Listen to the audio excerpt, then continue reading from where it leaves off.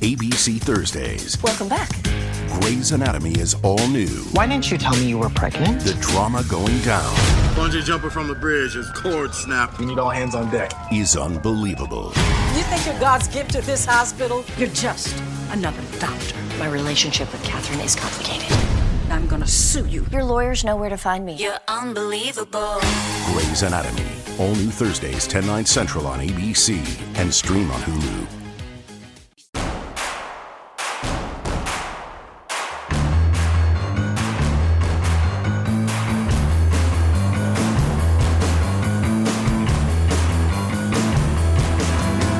From your favorite source for Chicago White Sox talk, delivering news, interviews, analysis, and more. This is the Sox Machine podcast with your hosts, Jim Margulis, James Fegan, and Josh Nelson. Thanks, Rob, and welcome to the Sox Machine podcast. I'm your host, Josh Nelson, and it's Thursday night, September 26th, 2024, as we record this new episode. A very funny thing happened this week. With all of the recent national columns and stories from major outlets punching holes, exposing the organizational rot, or even glorifying the agony of covering the White Sox daily, like our very own James Fegan has, many people showed up this week to see the White Sox franchise set a new record for most losses in a single season. But that didn't happen. The White Sox pull off a minor miracle by sweeping the Los Angeles Angels, their first sweep of an opponent since late April against Tampa Bay. With a 39 and 120 loss record, the White Sox now can avoid setting a new low mark if they have one more sweep in them as they travel to Detroit for the final weekend. We'll recap the madness at home, preview the upcoming series in Detroit, ponder if Grady Sizemore is an actual serious candidate for the White Sox managerial opening, and take a look around Major League Baseball as the postseason races get tighter and the baseball world says goodbye to Oakland. Joining me are Sox Machine's beat reporter James Fegan and managing editor Jim Margulis. And hello, gentlemen, and damn, the White Sox can't lose when everyone's expecting them to lose, as they kind of break a lot of people's hearts, hoping that they would see baseball history, especially early this week on Tuesday. I could not believe that was the first time I've ever been at a baseball game where the home crowd is booing the home team for winning, but that happened as the White Sox won on Tuesday 3-2. They won on Wednesday 4-3, and blow out the Angels 7-0, scoring all 7 runs in one inning, a few of them off of old friend Carson Fulmer. And James, I'll start with you. It's been a very popular press box the last couple of weeks for the Chicago White Sox. Even had Sam Anderson of the New York Times on the magazine side sitting next to me and one of our VC members, Pete Hand, watching many innings of White Sox baseball with us in the last few home games. What was it like being in the press box when the White Sox came back to win their first comeback victory of the season after losing the first 8 innings, to win on Tuesday and not set the record? Are we marked as like an explicit language podcast? We can. I can do that for this. I can do this for you. Hold on, everyone. Buckle up. If you got kids in the car as you're driving to school, James is about to drop an F-bomb. Go ahead, James. Turn it up. When I first filled in for Dan Hayes on the beat in 2014, I was covering a double header at the end of September against the Twins, and the Sox were down by a run in the 9th, so everyone kind of was writing their gamers a certain way. Abreu works like a 14-pitch walk, and Diane Viciedo hits a walk-off home run right after it.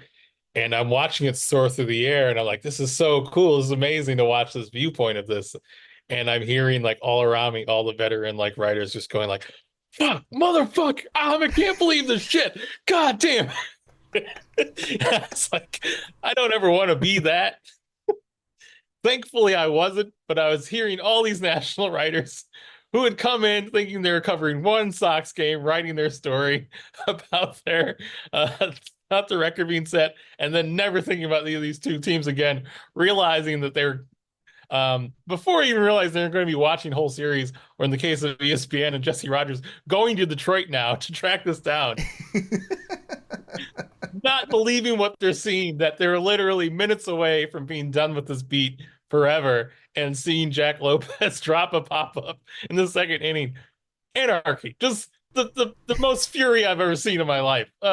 People hearing the most tragic news they've ever heard and reacting to it in real time. That was what it was like to see so many national guys faced with the worst case scenario. And then it just reinforcing itself over and over again. Because that if you like hear, like, I'm not accusing anyone of being unethical, but if someone like really goes after the Angels this offseason, I'd be interested to see who does it and what the motivations were. And you're like Homer Simpson on the couch, just patting the open cushion, like, join us. You're going to be here for a while. Well, that's the funny thing, because so Sam Anderson's sitting next to me on Thursday, and he joins us when it's 2-0 White Sox, then becomes 4-0, and then 5-0, and he just gives me this look. And I remember on Tuesday where he stopped by, and I think he was going to say goodbye. He's like, thank you guys for all the great insight. They're down 2-0. They're not going to come back. And he's standing right next to me as Jack Lopez drops that pop-up from Luis Robert. And then when the White Sox walk it off, he's like, well, I guess I'll see you guys tomorrow. Shows up on Wednesday. They win again. And we're like, how long are you going to be sticking around? He's like, if I have to go to Detroit, I was told by my editor, I got to go to Detroit. So when Carson Fulmer comes in and the chaos continues on Thursday, he just looks at me and shows me a screenshot of his Spirit airline flight booked in Detroit. And I told him, if you need to know which hotel James is staying at, I can let you know where you'll be in Detroit if you need a room. Because, James, you like this. Sam had to stay at the Ohio Motel in River North because of vacancy issues in Chicago with hotels. I was hearing like this phone message in the background while I was typing after the game Wednesday night, and I was trying to figure out what it was because it's faint. And then like over time, I realized like, oh, this is someone on hold with an airline in the back of the press box trying to reschedule a flight. Sam actually asked Benintendi after the first game, like, is there some extra joy in this, knowing like there are all these national reporters and you like made them wait? And Benintendi like gave like a kind of more of a stock answer, but he like cracked a smile, like he recognized, like, oh, I never thought of that, and now I'm enjoying it type of response. I am now. And so like then we talked to him like literally the next night because he has the walk-off hit, and you know, he says the same thing, like, wait one more day. Jim, are you disappointed from afar watching these games on TV and not being at the stadium? Are you disappointed the White Sox didn't set the record at home? I mean, for professional reasons, you know, in terms of like having a site and a content plan to manage, like, sure, it's like a little bit annoying, but in terms of like watching them, and especially when they ran up the score of the fifth inning on Thursday, I was like, yeah, good for them. Yeah, especially Chris Flexen being on the mound for that and benefiting from it, and not having his season end on a winless streak approaching 24 starts because he didn't get run support. Like, he could have won at least 11 of those games, looking at the game log of just how many were respectable efforts that an average offense would have been able to cover, and he just couldn't get a win. So seeing him on the mound while they're just piling up all these runs and the Angels look like the White Sox, probably had to feel pretty good. And, it's not on the players. They are being tasked above their pay grade in most cases to be everyday players when they aren't, or face lefties when they shouldn't be facing lefties, or vice versa. Pitch in high leverage when they're like mid leverage at best. A lot have been asked of them, and they have to fail on a very, the biggest stage in terms of level of baseball. And now it's a national story. So, at a human level, I felt kind of good for them that given how much their pride has been wounded all season long, that they did have this moment of sticking it to the media is taking the home fans, like spoiling it for either home fans or just kind of rubberneckers who showed up and maybe aren't White Sox fans, but just like, hey, I want to see history and it's cheap, which I imagine like a sizable portion. I imagine there are some White Sox fans who are also booing, quite a bit. Like it's not a no true Scotsman thing, but yeah, I imagine, that I saw like a lot of impartial baseball fans or third party baseball fans who were there because they were in Chicago or live in Chicago and could be there and just wanted to see chaos. So good for them. And so like we can wait. We have ideas lined up and we can run them when they run them. I guess I would like to see it at some point, just so you don't have to say tied. It just saves us words when typing about this season afterwards, just calling them the losingest team of all time rather than owned a share of the record for losing a season of all time. Like that's really my concern, is just an economy of words. There was quite a few Mets fans there on Tuesday, and I wonder if they were there to see that record held by the 1962 Mets finally broken. That was the one fan base and fan gear that I was surprised to see on Tuesday. Was quite a few Mets jerseys, quite a few Mets hats at the game. But yeah, the amount of sell the team chants, the amount of cheering when the White Sox were screwing up on Tuesday, especially that infield pop up that Jonathan Cannon, I don't know, did he call for it, James, and then stepped away? He did, and then he realized subsequently that was a weird idea, and then he backed off from it, but not before anyone else could realize that he was backing off from his weird idea. I was hoping that someone would pull a Gordon Beckham and just collapse into Jonathan Cannon, right? That was Beckham, Jim, when he tripped over the mound. And into Connor Gillespie. Yeah. That'd be Vargas bowling into Sheets, like a defensive lineman would be the parallel there. It was odd on Tuesday. Didn't hear the boos when the White Sox won on Wednesday, and didn't hear boos in the final home game on Thursday. Again, the White Sox sweeping the Angels. Big surprise.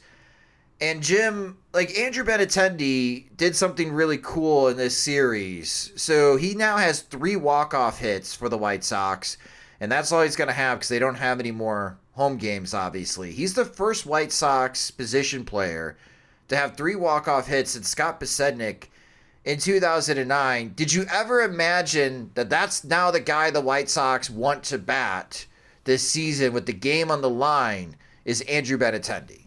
No, I mean, like, especially first half. Second half has been, I think, I'm looking at his numbers now, 853 OPS over his last 60 games. So like, that's kind of what, maybe not 853 OPS like season after season, but I mean, that's within the range of what the White Sox thought they were getting when they signed him. So hopefully it's a case of they finally got the Benetti that they got all along, and now it's just a matter of like, well, will it be of any use? Kind of like when James Shields was able to eat innings for a couple of years after the team collapsed around him.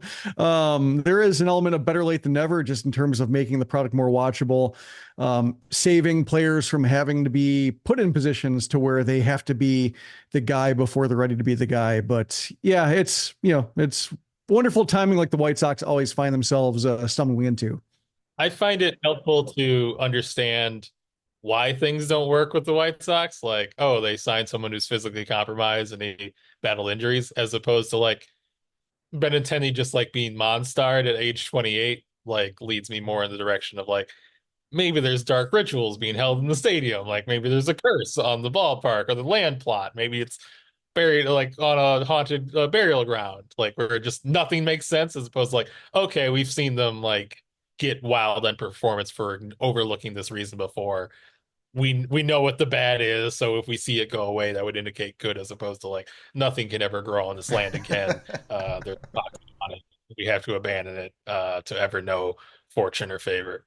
Well, on that end, because somebody is finding their groove in September, but I did want to give a shout out to Sean Anderson of CHGO. He tweeted this out and he kept track of it. We mentioned Chris Flexen did win his final start of the season. He went 6 1/3 innings. That's key because Chris Flexen was allowed to reach 160 innings this year, meaning that Chris Flexen earns an additional $250,000. So he hit all of his innings bonus amounts. And that's significant, Jim, because we saw what Pittsburgh did manipulating Rowdy Tellez, who was 4 plate appearances shy of a performance bonus, and he was let go, which is really shady business practice, but it's the Pittsburgh Pirates and everybody expects that. With the White Sox and the organizational rot, and you've been writing a lot about this on SoxMachine.com, responding to some of the national reports. I don't know who is in charge of that, whether that's Chris Getz or if Grady Sizemore being a rogue interim manager taking care of one of his guys. But good on someone within the White Sox to do that favor for Chris Flexen to reach 160 innings and get that extra cash. Yeah, especially since it wasn't a favor necessarily. Flexen pitched well. Like he had actually been efficient enough to actually get through 6 innings and start a 7th. Whereas like in a lot of those previous starts, there'd been a lot of, 4 innings, 95 pitches. So it's not like he was risking life and limb to get there. Like it was well within the game. So it did look professional, like whether, they made sure that he pitched into the 7th to get that or not, like it didn't look out of place, which I think is key. Like when you have a situation like that, it looks shady when you do stop and out short when you have a 7-0 lead and you can't afford to have a guy start a 7th inning and pitch as long as he can. And it seems like Flexen is owed that just because he's 3-15 this season, like probably going to be, in all likelihood, non-tendered, probably have to scrape for another job similar to the White Sox of like 1 year, a couple $1 million for a team that needs a guy who can eat some innings and help cross days off a calendar. So given what they might have done to harm some of his open market value with just how poorly they supported him, it seems like they owed him on the back end to say like, hey, let's get you this bonus as long as you can get there, get most of the way. We'll help you finish it off. I wonder how many Sox Machine offseason plan projects will actually have them tendering Chris Flexen that second arbitration year. Just as a James Shields of, he is here to pitch 5 innings every 5th day. Because this White Sox starting pitching staff in 2025 is going to lean towards the younger side. And if you trade Garrett Crochet, I could see a path where the White Sox could use a James Shields type, where they just need someone reliable to take the ball every 5th day and throw 5 innings. It doesn't necessarily have to be Chris Flexen, Jim, but it is something that I'm curious about the offseason plan projects coming up after the postseason starting in November. How many White Sox fans plan on keeping Chris Flexen? Yeah, I wonder if it'll be a case of people non-tendering him, but signing him like to a deal that's below, tender value to where it's like a couple million. So it gets a slight raise over what he made this year, but is ultimately not going to hit his projection. I think because it doesn't have to be Chris Flexen, it doesn't wind up being Chris Flexen, where if you're looking for a 1-year innings eater, you would sooner just kind of spin the block and, take a chance on someone else. Take your lottery ticket elsewhere, which Flexen was kind of be, because you've already kind of seen this demonstration of what you'll get. And if you're going to do like a $1 million, if you're going to give anybody a guaranteed deal, you can probably get something that you expect to be a bit more than, whether it's something you think you can fix to get him efficient outs or just like something that can make him miss bats. Some sort of upside play different than like, let's hope we get another 4.8 ERA on 150 innings, which is obviously not useless, but not, if you got that hand in blackjack, you keep hitting, you wouldn't stay on Flexen, which is why I feel like you probably move on unless you have some specific thing you think is going to make them take another step next year, which how is that not explored by this point? You've run them out there. Yeah, that's a good point, James. All right. So James, you mentioned hexes and possibly someone spinning some positive black magic for the White Sox. How is this happening for Lenyn Sosa? Like, where is Lenyn Sosa finding this groove offensively? Because in his last 15 games, this snuck up on me. He's batting .396, slugging over .600. In his last 30 games, Sosa has a .793 OPS. And did we ever give an official nickname to the Lenyn Sosa supporters? Lenynites? Is that what we ended up with? The Lenynites. Lenynites. So the Lenynites can rejoice their guy is hitting, and Sosa had a big series against the Angels. What's going on here? What's working for Sosa? I would love to be in. You watch this guy kind of emerge from a contact tool early on towards like adding a lot more power in his swing, and I think there's some juice. I think he's a guy who, when he gets hot, can hit some balls over the wall and can post like a 170, 180 ISO for a stretcher now. But like, just entering today, for September, it's a 458 BABIP and chasing over 40%, and he was already like the lead most chase happy guy on the team in like the high 30s, and now like because he's feeling good, he's seemingly swinging more. I want to see something like more than a little magic wand and a little bit of on an aggressive streak that can be counteracted by league pitching, and we've seen it happen before. To have this kind of nuclear hot stretch and still be like hovering high 70s WRC plus kind of speaks to a guy who just runs like extremely hot and cold. I want to say like he's been getting more playing time, and he has, and I think at this point he definitely puts himself in like the roster conversation because he has no options next year. Where does that give him an edge in terms of like being a utility guy, albeit a utility guy who can't really play shortstop, that you want to be a good bench bat if one of your infielders go down. Certainly all the more reason you'd probably feel comfortable saying goodbye to Nicky Lopez. But as far as like, he's our cleanup hitter to end the season this year, and we're going to fire him right back in there next year, I don't think I can get that hyped up about it, even if it's obviously encouraging to see him just drive the baseball pretty consistently, which is more than we can say for a lot of people the Sox have given a regular run to, even if we know there's approach issues kind of make them run extremely hot and cold. And then finally recapping this series, screw you, Angels. Okay? I'm in serious trouble now losing the steak dinner bet, Jim. I'm in serious trouble. I need 15 runs this weekend by Detroit. Now, there is a glimmer of hope for me. We'll talk about that in a moment when we preview this series this weekend. But the Angels only scoring 5 runs in 3 games against the White Sox. Now I'm sweating. Like, the Padres didn't help me out that much.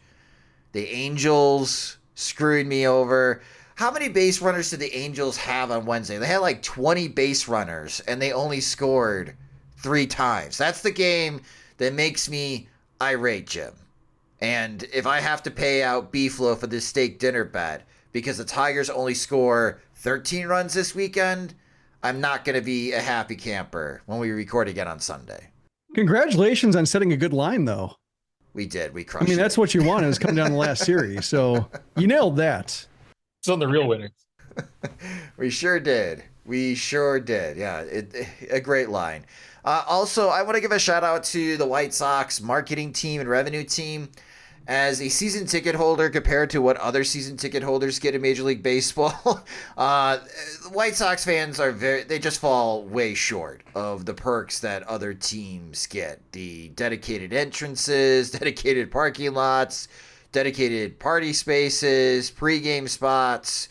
The White Sox fall pretty short on that. But giving every season ticket holder a $20 voucher for concessions in the last series was a very nice gesture. The White Sox pretty much bought me dinner each of these games, or lunch at least on Thursday. So thank you, White Sox, for doing that. If you want to keep it going into next year, that would be great.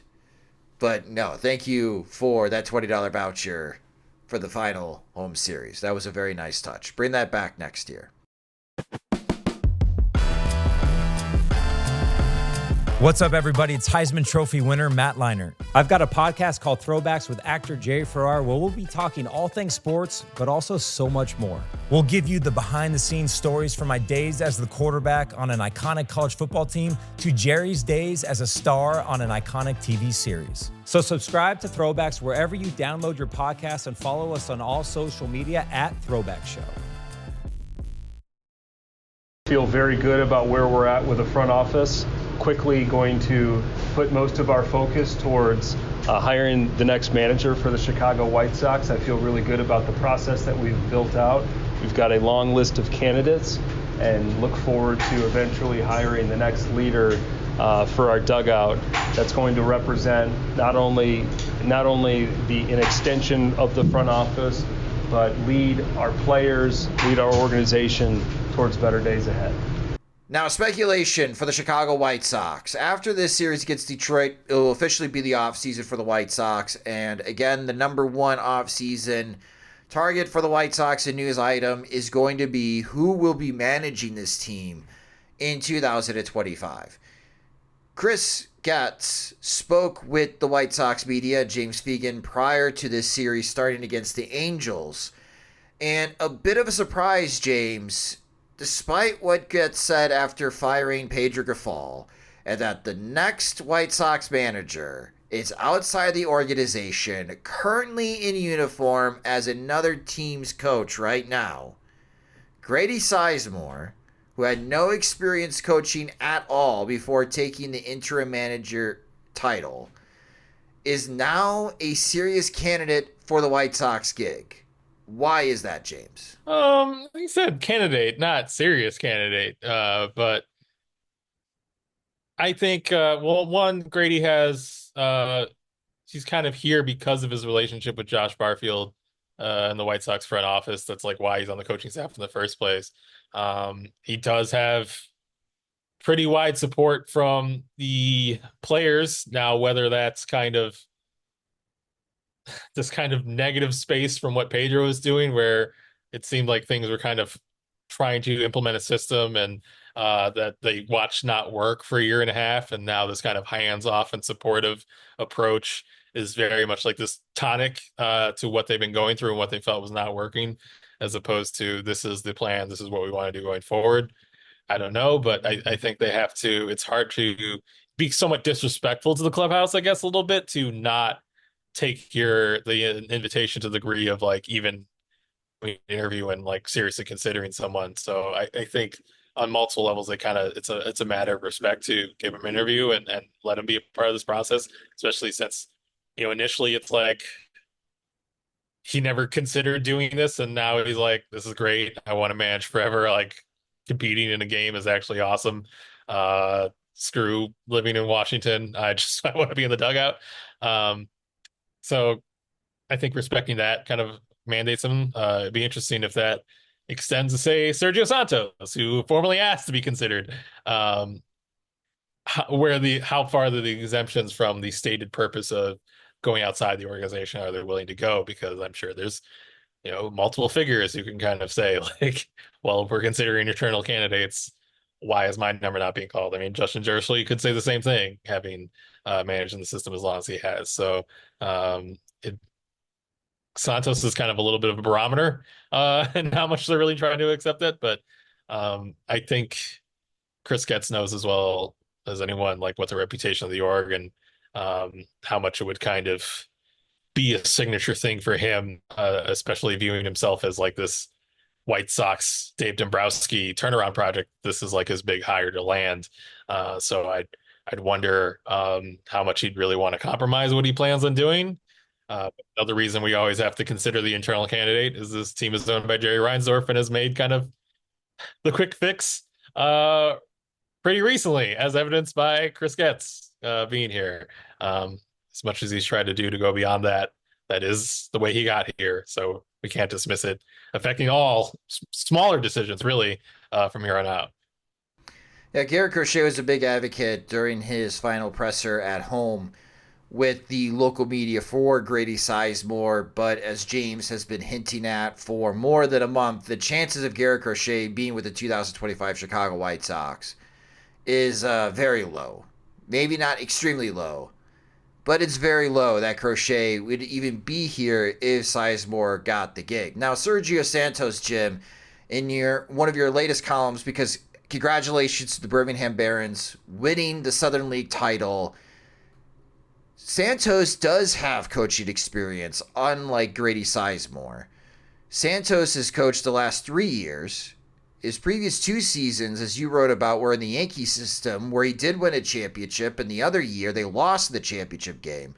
So here's Santos, at least in the minor leagues, Proving his ability to be a manager, Jim, would you like this idea of Santos being the more serious internal candidate than someone like Grady Sizemore?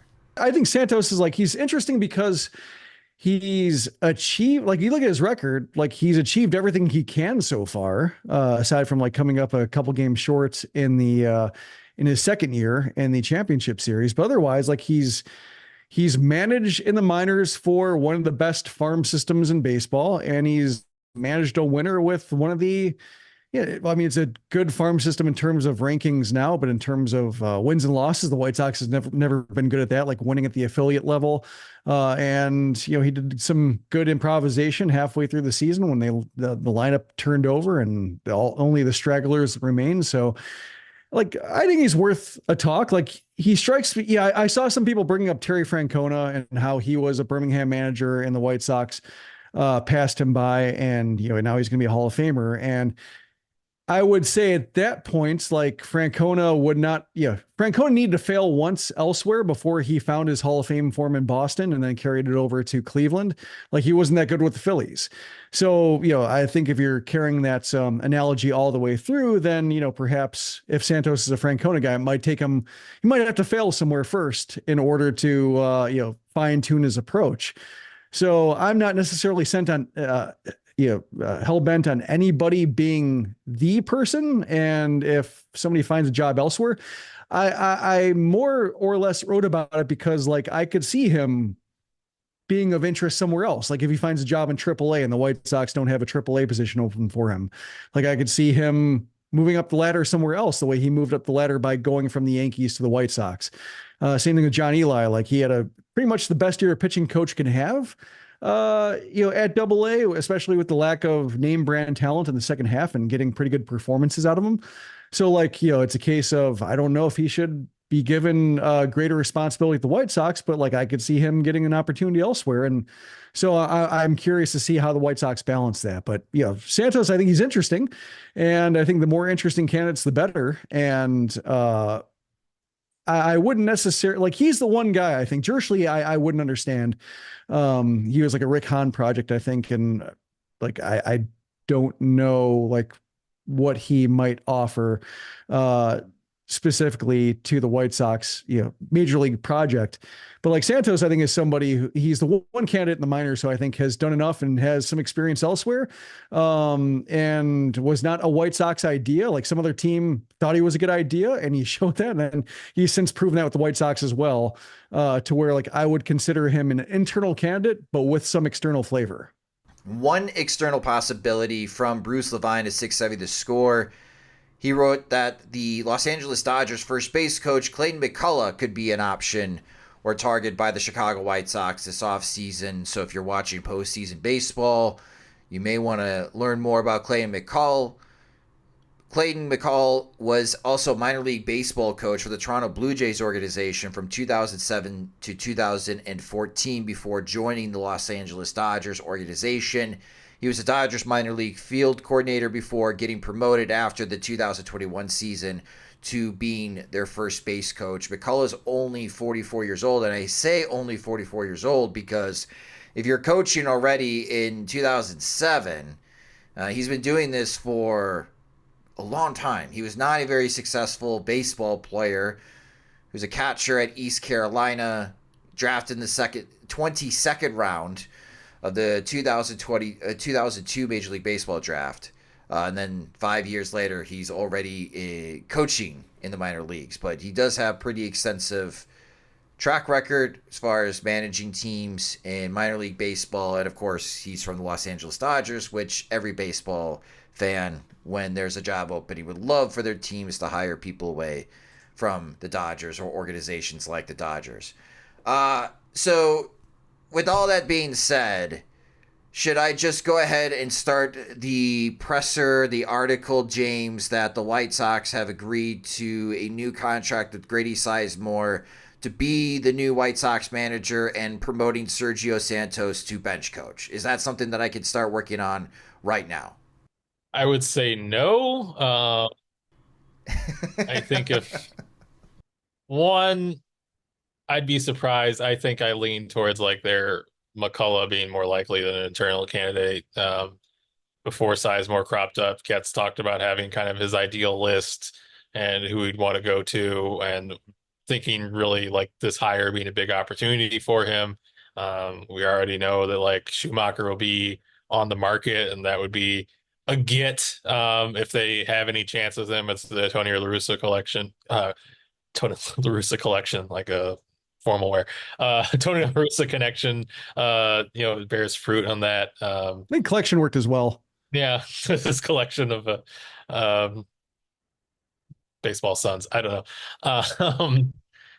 So yeah, I would lean away towards thinking it'll all be internal, and I certainly think if they do one internal, like, you probably won't want to give whoever you hire some leeway on bench coach, or they didn't give it to Pedro, but then it winds up the people he hires winds up effectively being his bench coaches. So it's kind of better to bite the bullet than have the weird jangled hierarchy. So I would be surprised to see two internal compromises kind of forced to live with each other like bosom buddies in some way. I think that even that for this organization, that'd be a little over the top. Whether they kind of all are priorities to keep in the organization some way, I think they would like to, and it's probably hardest for Sergio as much as he is close to his organization, given that he probably deserves a bump, and maybe if Kersley's moved to this, kept on the staff, and you can open up AAA for Sergio, maybe that's a bit better of a compromise. But it will be some sort of dance to see how they keep whoever they want to hire.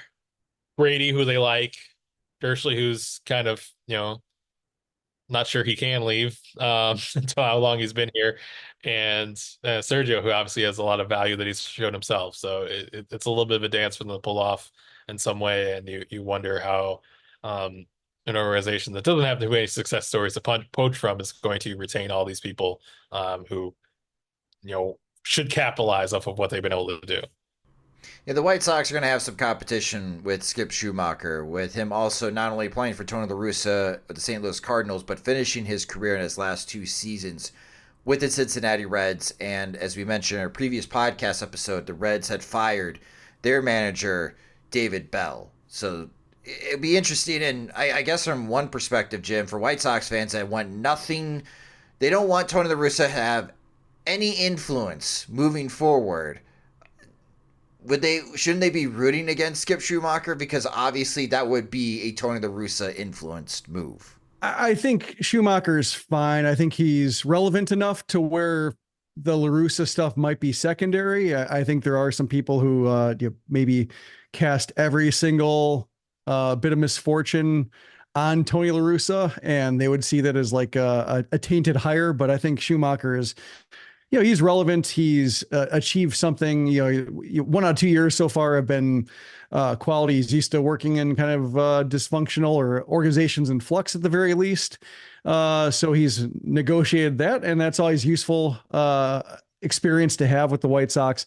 I think the most instructive thing I've found this season is that, like, watching the Cubs hire away Craig Counsell from the Brewers, and the Brewers still beat the pants off the Cubs, and have Counsell admitting to the media that the Milwaukee is superior right now in pretty much every facet of the game, shows how big the margin of error is for hiring any manager, and just how situation is important, how front office is important, how like the timing of the talent emerging from the minor leagues is important for making a manager look better. So I think, if you are the White Sox and you do think this is going to be a lengthy rebuild period, maybe you don't want your manager to be the guy you hire this time around. Maybe you want somebody to have to like eat some losses. And so like that's why like I'm not terribly concerned. Like the Rick Renteria hire, he was a good manager at the time. I think the baggage of losing and then, having the 2020 season where he couldn't get the help that he wanted from the front office, I think it wore thin. But I think, because he had those years of losing intentionally from the front office, I think that just created this frustration that was already there and kind of insurmountable once the game started mattering. So if you do think the White Sox are like 2 to 3 years away from contending, perhaps this manager isn't as important as the manager they hire next once they once Chris gets a better idea of what he's doing, because I assume he still will be around 5 years from now, because it took the White Sox a couple of dozen years to, get off the Kenny Williams, Rick Hahn duo. And so I would imagine Getz is a minimum of 10 years to figure it out. So Dylan. Look forward to everyone's suggestions during your offseason plan projects on SoxMachine.com and who you would pick to be the next White Sox manager, as the timeline looks to be either late October, early November for Chris Getz to finalize a hire of the new manager. The White Sox want to be patient and be respectful of the teams that are in the postseason without being too big of a distraction while they are interviewing and going through names on the checklist that Chris Getz has already formulated. My dad works in B2B marketing. He came by my school for career day and said he was a big ROAS man. Then he told everyone how much he loved calculating his return on ad spend. My friends still laugh at me to this day. Not everyone gets B2B, but with LinkedIn, you'll be able to reach people who do. Get a $100 credit on your next ad campaign. Go to linkedin.com/results to claim your credit. That's linkedin.com/results. Terms and conditions apply. LinkedIn, the place to be, to be. The Chicago White Sox continue to play baseball for one more weekend. They head to Detroit to face the hottest team in Major League Baseball, the Detroit Tigers. They are 85-74. They're tied for second place in the American League Central. Currently, because the Royals own the tiebreaker over the Tigers, the Tigers would be the 6th seed. They would be traveling to Houston if the postseason started tomorrow. They're currently 2.5 games ahead of the Minnesota Twins as we recording this. The Minnesota Twins, pulling the curtain back a little bit, have just tied the game as the game is going to the 9th inning against the Miami Marlins. That's 4 apiece. So that's either going to be 2 games ahead of the Twins or 3 games ahead of the Twins. The Tigers, again, rolling. They have won their last 5 games. They are 9-1 in their last 10 games. They are 42-36 at home this season, and they are 9-1 against the Chicago White Sox in 2024, averaging 5.8 runs per game against the White Sox. I need that energy. High-scoring games this weekend. Everyone involved, including the White Sox, forced the Tigers to score many, many runs. The Tigers since July 1st, 2024 are 47-28. Again, an incredible run by A.J. Hinch and the Tigers organization, despite selling at the trade deadline. Your pitching problems for the White Sox on the final weekend. Friday night, 5:40 p.m. Central Time. This is the final night game for the White Sox. Garrett Crochet will be making his final start with the White Sox in 2024. Saturday afternoon, 12:10 p.m. Central Time. Sean Burke will make the start for the White Sox. And on Sunday, with the exception of the Mets and Braves, everyone is playing at the same time, 2:10 p.m. Central Time, as it's the season finale. Jonathan Cannon will get the last start for the Chicago White Sox. Postseason implications for the Tigers in this series. They win, and they are in. They need Kansas City to lose their series to the Atlanta Braves this weekend for a chance to gain the 5th seed in the American League and face the Baltimore Orioles instead of the Houston Astros in that opening weekend. All right, James, I asked this question to Jim in our previous podcast episode. If this upcoming series against the Angels, when Crochet was supposed to be the starter on Thursday, if that would be his last start with the White Sox in front of the White Sox home crowd. Jim and I both think that would have been the case, but the White Sox pushed him back a day because they want to make things interesting in this postseason race, even though Crochet's still on a pitch count. Is this going to feel like Crochet's last start with the Chicago White Sox Friday night? Yeah, I think so.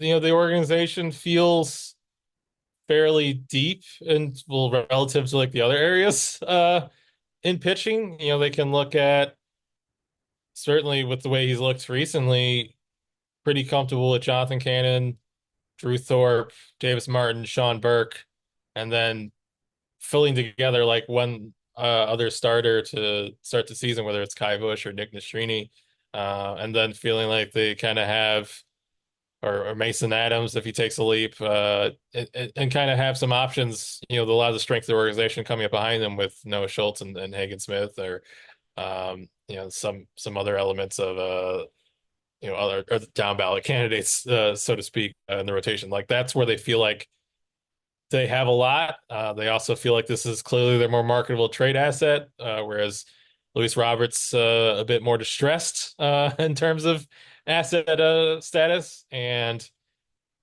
feeling like I just think a lot of the terms in terms of patching things together and finding veteran solutions that are low cost or short term, or maybe a means to just building up an asset. I think they're tilted towards the offense side, and that tends to run pretty expensive. So there's not a ton they can do in free agency before they kind of hit their budget wall. So trading Crochet, who they're not probably in a revenue situation where they're going to be super aggressive in extending him when they do talk about it, and they haven't been inclined to be really risky on extending arms in the past. The Sale and Katana things, I believe, happened earlier in the service time clock than this did. Giolito, they're pretty safe, and I want to say it was a year earlier than this as well, when they did offer that. And he doesn't have, as much as he's been healthier and feels better out of the rotation and has been as good as his word in that, it's not a clean historical track record. So I think they're probably in a place where, one, I know they've been leaning towards trading him, and I think that the foundational reasons for them to stay that way are also in place. Surprise me if they really swung the other way on it and even got to the point of shelling out money to keep him on hand, when they kind of feel like this is our strength, and they repeatedly talk about like, more than any individual success story, we just got a system that works here. Is something that them talk up a lot over the past week, going beyond even just Brian Bannister, feeling like, hey, look at the way we're able to replace our arms at Birmingham and Kannapolis with reinforcements. And when we promoted guys, like, we're a machine. It's probably a little overzealous, but in terms of what their strengths are relatively, I see why they feel like being more aggressive in shopping their major league assets pitching wise, to fill in the offense where you don't have those sort of results at all to really base a lot of confidence on. I'm with you that it could lean overzealous, especially Drew Thorpe, Jim. Like, I think Thorpe could be a serviceable major leaguer. I just hoping that he's healthy, right, come spring training. Watching Dylan Cease against the Dodgers this past week, and it was a very Cease start. One rocky inning with 2 outs. The Dodgers make a rally. Cease can only get through 5 innings. But it's been in the back of my mind, as you keep mentioning, Jim, Drew Thorpe has spent more time on the injured list than Dylan Cease. And Cannon, Martin, Burke, sure, write them in pencil for the White Sox rotation in 2025. Thorpe, lightly in pencil, I would put him in that starting rotation for the White Sox if he can make it through spring training unscathed, injury-wise. That's why I think this White Sox plan, Jim, is a little overzealous at this moment as we speak in late September, looking ahead to 2025. Like, I can understand this is what we want to do. We have enough internal options to fill out a starting rotation in 2025. But, man, injuries could really wreck that plan real quick. And then what? Yeah, it reminds me a little bit of kind of like the typical AAA rotation, in that it's always good for a manager to have one older pitcher in the mix, just because if you have all like 22-year-old high-octane arms who are working their way up the system and building up workloads, you have to be very, careful with and I think it's been more regulated now, but normally you wouldn't push them more than 5 innings. You'd be very wary of like big pitch innings. If somebody throws 30 or more, pulling them, and, managers always found relief in having like, wild back for the White Sox is Chris Volstad, who was just there to like, I'll throw 7 innings. I'll give up 6 runs over 5 and just wear it, because I'll be able to I know what it's like to fail, and I've pitched at higher levels, and I know what the White Sox want from me. So I'm just going to, earn my, it was $80,000, something like that, depending on what kind of deal they can get. And, just keep posting, and hopefully timing will break in my favor. It seems like the White Sox need one of those guys. I think Chris Flexen was that sort of throwing 160 innings. And now, like, as we talked about earlier, probably try to find somebody with a little bit more upside to try to find somebody other teams will want at the deadline.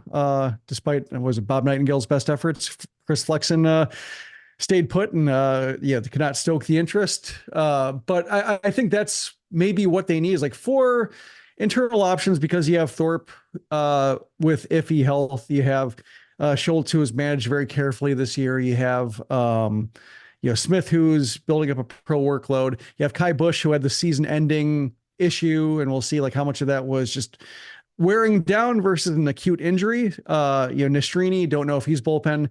So enough questions about who can fill in at 5th spot to where it probably helps to have one guy there who just will take the ball for a decent salary, and then hopefully, if everything works out well, he'll pitch well enough to be pitching for another team come August. And that's when, one of these pitching prospects can, inherit a job. But I think for the time being, when you have so many young pitchers who have not made it through a full season unscathed, and I think Burke is another one who, you also have to question his health track record a little bit, that, sure, just, one veteran at least. I am currently on mykbo.com looking at the Korean Baseball League on who some of the best pitchers were, like Aaron Wilkerson, former Milwaukee Brewer. Kyle Hart almost got the Triple Crown this year in the Korean Baseball League, pitches for the NC Dinos. Had a 2.69 ERA, went 13-3 in 26 starts this year, 182 strikeouts to 38 walks. So at least on paper it looks good. I need to actually see his stuff. He throws left-handed.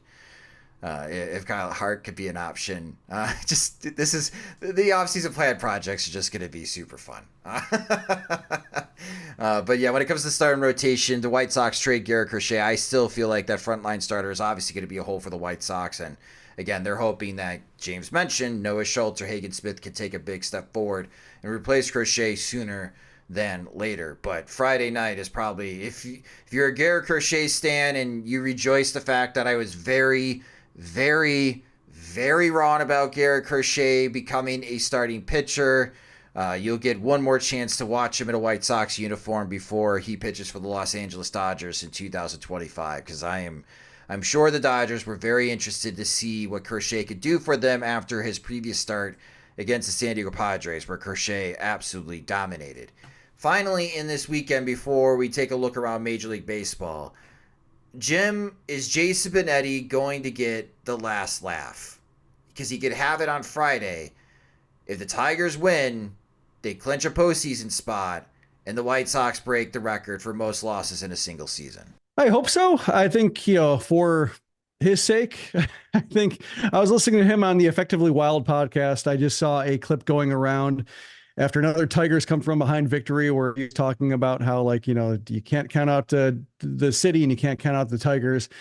And that was the line he went into the job with. And the whole promotional approach was that, he's been underestimated, and so is Detroit's, and we're all going to rise together. So it is culminating in a very cinematic way, even if it is a wild card appearance versus winning the Central or winning the pennant. That's, Benetti can't be on a huge call for it, but it would be, I think, satisfying for him, especially since on Effectively Wild, he was referring to the White Sox as the team that will not be named and talking around it, because I think there are still some sore feelings. But I will be listening to the Tigers broadcasts on MLB TV this weekend, just to hear how he does it. And not to turn this into a Schriffen minute, but just after a year on the call, and I think Schriffen's gotten better in some ways, smoother, less, fewer errors when it comes to the minutia of pitch to pitch action and out to out action. He's gotten better on that, but in terms of learning about the guy and the kind of the personality behind the voice, there still isn't much there. I don't feel like an attachment at all. Whereas Benetti was a fully formed personality, I think, in a baseball setting by the end of his first year. So I think I will be, using my last games of the year to spend time with the broadcaster who I do feel some attachment with. Well, Steve Stone will be sticking around, as he announced, and word got out that he has signed a multi-year contract extension with the Chicago White Sox and will be part of the new Chicago Sports Network. So if you enjoy John Schriffen and Steve Stone, you will continue to hear Schriffen and Stone for the upcoming seasons on White Sox TV.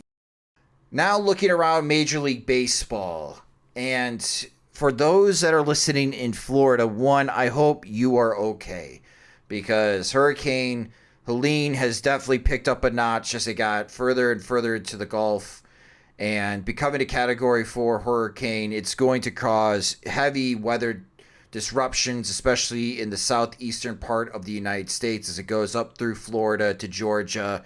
Jim will get some rain up in Nashville. But the Mets and Braves, they have delayed their games, these critical games. They have 2 games left against each other to Monday, so they're going to be the only games going on, a doubleheader. And depending on how it goes, if the Braves do well this weekend and they stay within a game of the Mets, if the Braves can sweep the Mets in that doubleheader, the Mets would suddenly be knocked out of the postseason, and Atlanta, with that extra day, gets a chance to make it into the postseason. So that's something to watch for with that doubleheader on Monday. But James, I'm curious your thoughts about the Minnesota Twins and their fall from grace, because since July 1st, and they're still tied as we record this with the Miami Marlins at the bottom of the 9th inning, 4-4.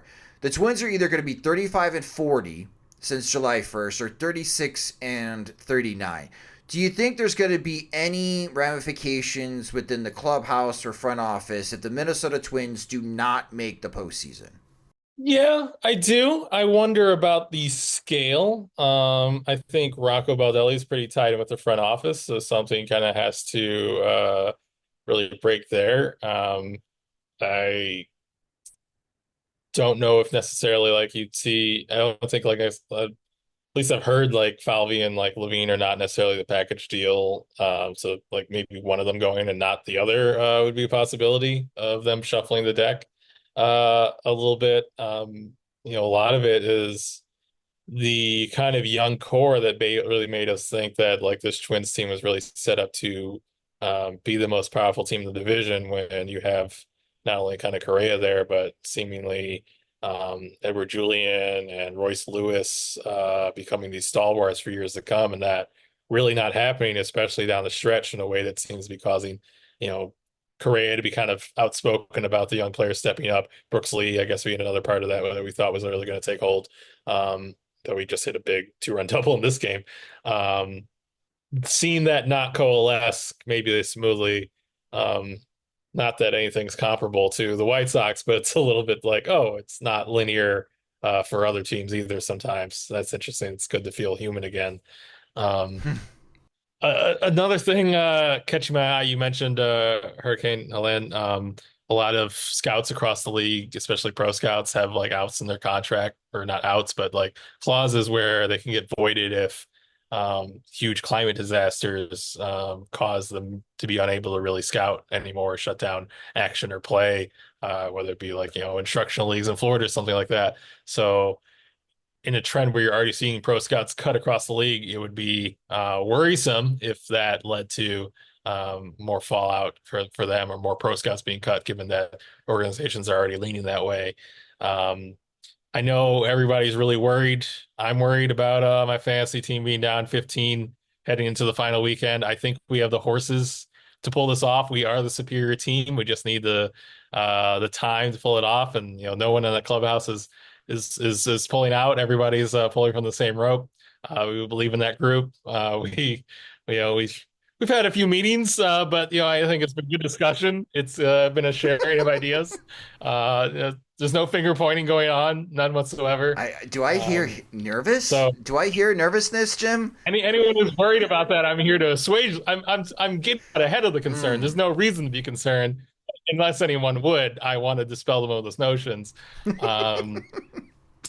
Everyone believes in each other in that locker room. No one's feeling gripes about plays that haven't been made, hits haven't been collected. It's just all people who want to compete. And so you see the spirits boil over at times, but that's just good natured competition. I do want to say that ending because Lamont Pope showed me like the back employee entrance to exit the building that's actually close to our parking lot the last couple of days. I was walking out at the end of the game today with a lot of like stadium workers who were like walking out for the last time for the season as well. And it wasn't emotional because I'm not in touch with my emotions, but knowing that there was a lot different situation from last year of how I felt and whether I'd be back, knowing that I got to recover this season and that it was a lot of the reader support that enabled that. I wanted to say that I was very thankful for all our Patreon subscribers for enabling this and helping me be back in business this year. It was a treat, even though it was literally the worst season ever.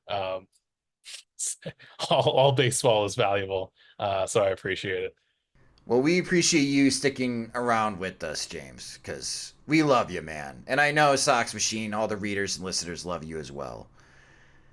On the fantasy baseball side, for the Sox Machine Fantasy League, because I got a little pushback. They were a little jealous because James raves about his team.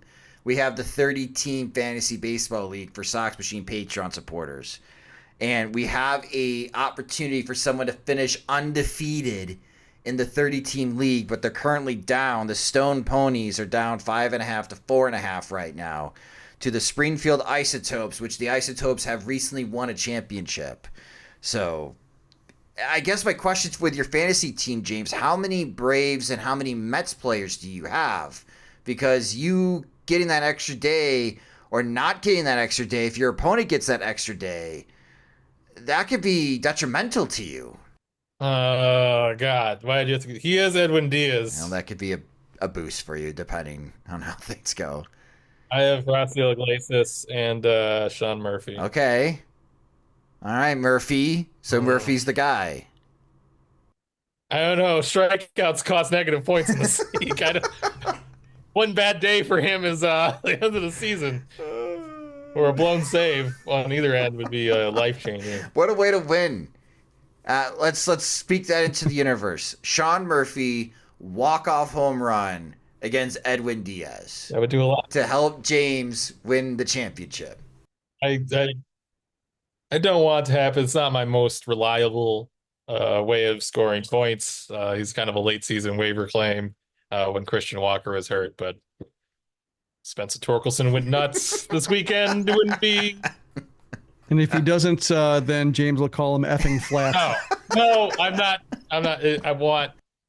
I think the happier outcome is an insane sweep to avoid history and provide, a running year-long bit of us are adding to the linguistic gymnastics of how we refer to the season without the clarity of losing a season ever.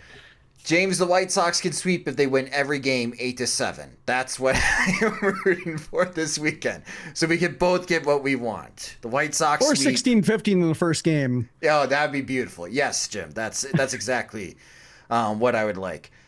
I would like to end the show with you, Jim, and your thoughts, because you've always been a big advocate for the Oakland Coliseum, and you've enjoyed going there as a fan, and really bittersweet moment as A's fans said goodbye to their baseball team, selling out the Oakland Coliseum as the Athletics beat the Texas Rangers 3-2, and watching the final 4 innings of that game, like racing home from the White Sox game, because I wanted to experience that.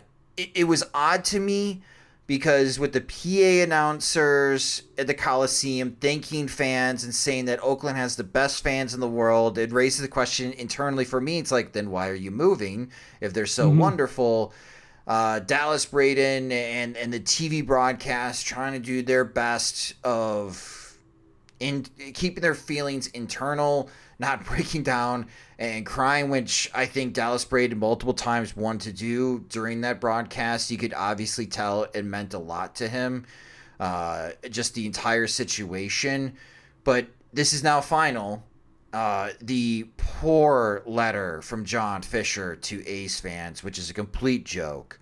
But now the Athletics are making their way to Sacramento, and all of the photos in the wire service of all the A's employees, especially the grounds crew that have been there for 30 plus years, not going with the team to Sacramento, that their career as working for a baseball organization is suddenly over.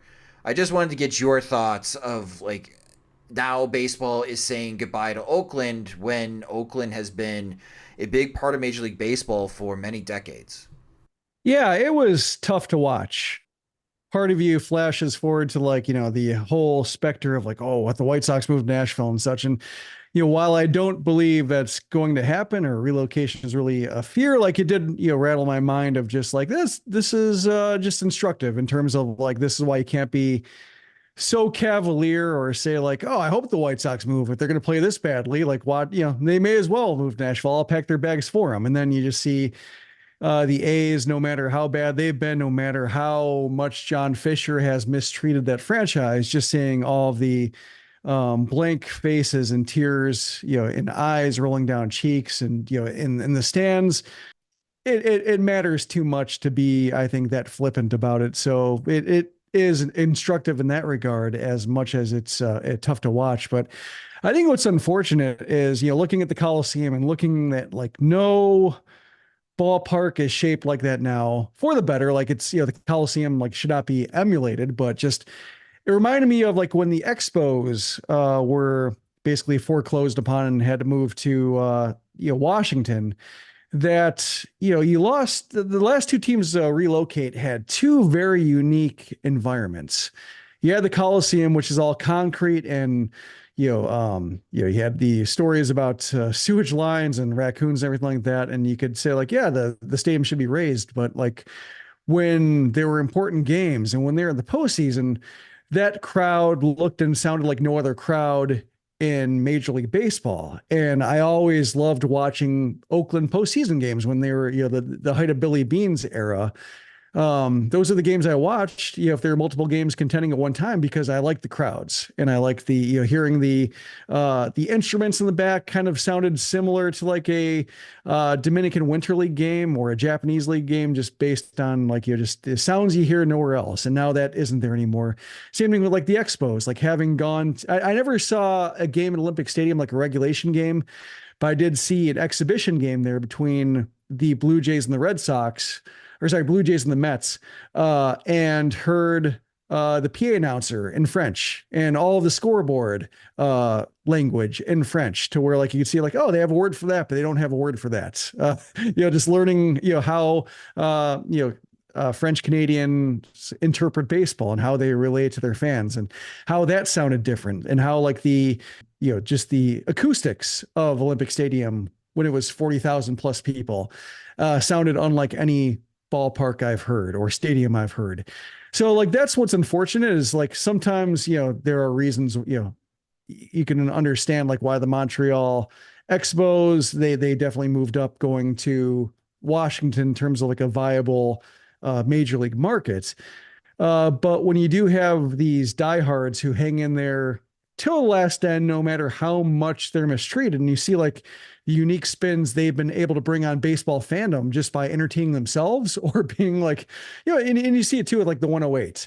I think that's kind of similar in terms of, like, the community that kind of rises up to fill the void of, like, wanting to find fun in a baseball game, but the baseball team isn't providing it. What are we going to do? And you find it with each other. And I think that's, watching the fans in the stands, especially, like, in the right field setting, the diehards in right field, that, always brought the instruments and the signs and everything like that.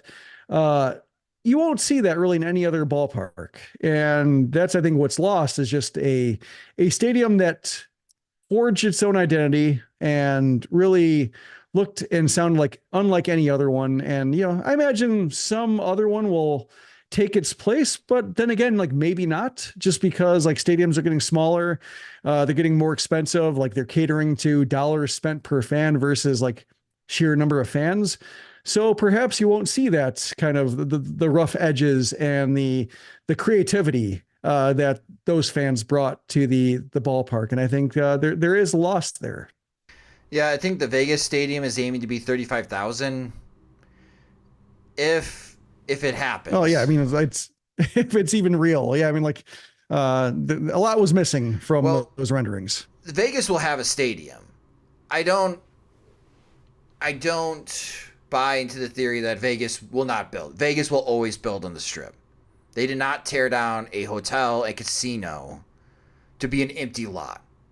There will be something there. It's this whole transition plan for John Fisher going to Sacramento. I didn't even know that they're changing out the turf, so they could be the only field next year with artificial surface. Watch the White Sox have numerous injuries when they play in Sacramento next year on that turf. I think the risk is being molten into the ground because it'll be like 115 degrees there. This could be an awful transition, and a lot of it should be on John Fisher's shoulders, but you're starting to see even Jeff Passan and other national voices starting to point the finger at Major League Baseball. Like, if this transition goes as bad as we are thinking it could be, Jim, over the next couple of years, then that's on Rob Manfred as well. Like, I know he wants to retire after the next CBA negotiations, and we are supposed to have a new MLB commissioner, but this is your legacy too, dude. Like, you have to, what are you gonna do? You're gonna put on all this effort to make sure that John Fisher is successful? Like, it sounds like Vegas rolled out the red carpet, got him the public financing that he needed, and then he said, oh, I don't actually have that much money. Now what? Yeah, I mean, the Athletics are going to play 2 years in Sacramento and maybe Vegas. Yeah, I mean, that's what's unfortunate is saying, they're the best fans in baseball and then like leaving them unnecessarily, like leaving them out of spite. Right. Because they could have kept playing there while they figure out the Vegas stuff, and they just didn't want to. Like, they felt it was, I don't know, like the relationship with Oakland got too contentious to where like they'd rather improvise in Sacramento and figure it out. But I'm curious, like, you say that they're going to build in Vegas and that they'll end up in Vegas. Like, do you think they'll be like, do you think the question will be with Fisher as the owner? That's a great question. Because I wonder, like, part of me wonders, like, if Salt Lake City will swoop in and grab them just like they did with the Arizona Coyotes. Yeah, I mean, you make a good point, Jim. You make a good point because he gets penalized, right? If he sells a team within 5 years now from Major League Baseball gets a bigger cut. Like, they put parameters to make sure that Fisher just doesn't move the team to Vegas and then sells high. I think Vegas will eventually get a Major League Baseball team, but I don't know. I'm skeptical on just how much longer John Fisher is or should be owner of a team. Like, the idea of the Athletics moving out of Oakland, James, was because of revenue sharing, and so much money from other teams had to go to the A's to make sure that, they weren't too much into debt. That the whole idea of moving to Vegas was for them to be profitable and be able to spend more. But I don't know if that's still going to be the case when you have someone who's bad as business as John Fisher is. Yeah, you kind of wonder what principle at this point that they're worried about tripping by intervening in any way.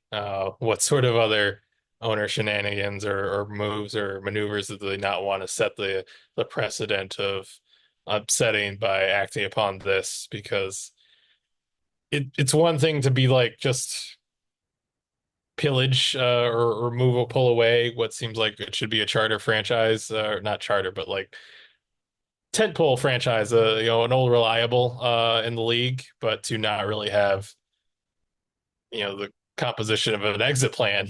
Like, this doesn't seem like it would be a plan that would justify. I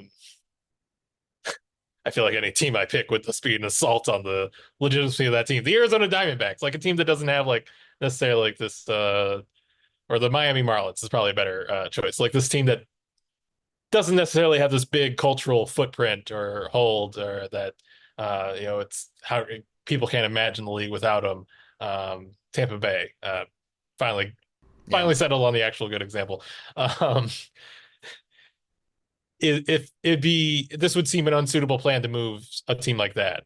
This seems like on the level of Split Time in Montreal, or type of not really flesh out business plan, and the fact that they allowed this to happen to something that has such a history and has such a place. And Bay Area is just a massive media market. I don't know why it's not a 2-team market. It's absurd to me. Yeah.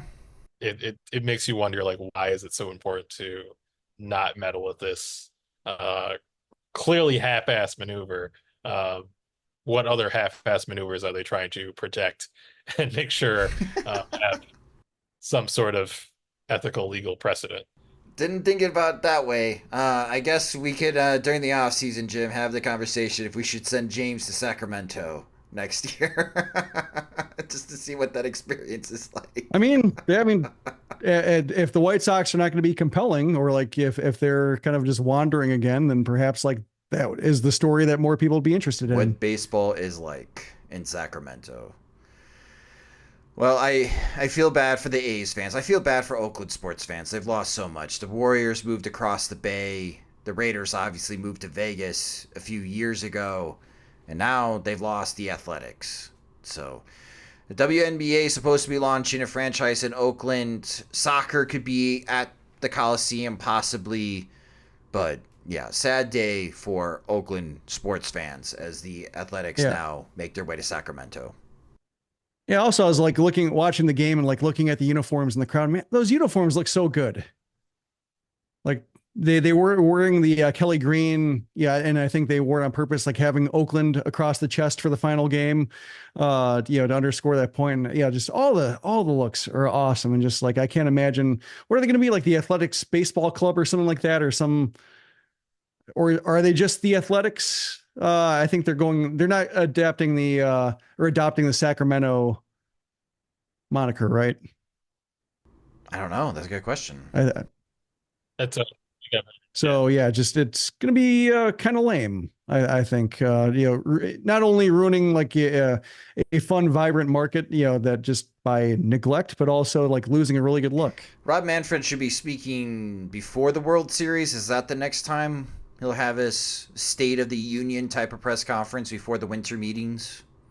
I believe that's accurate. I've never paid a ton of attention to Rob Manfred's availabilities because I viewed whatever I was dealing with team side to be more small potatoes than affected by league matters.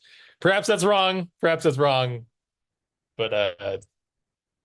only the people who really support me are still listening to the podcast this deep in, so I'll be forgiven. I'm curious because I'm sure nationally people are going to ask more questions. I think it's about World Series, GM meetings. I think he talks winter meetings. Why would he not talk winter meetings? He does talk at winter meetings.